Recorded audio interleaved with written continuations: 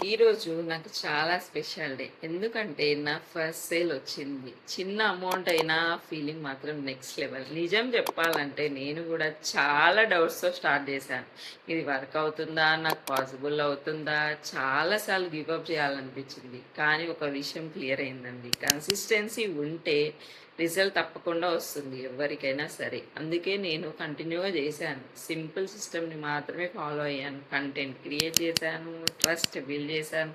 అప్పుడు నాకు first sale వచ్చింది. ఇది మనీ కంటే ఎక్కువ. ఇది ప్రూఫ్. ఇది వర్క్ అవుతుంది అన్న ప్రూఫ్. ఇప్పుడు నాకు కాన్ఫిడెన్స్ వచ్చింది. ఇంకా బిగ్గర్ ఇన్‌కమ్ పాసిబుల్ అని. డౌట్ మీరు కూడా ఇదే స్టేజ్‌లో ఉన్నారా?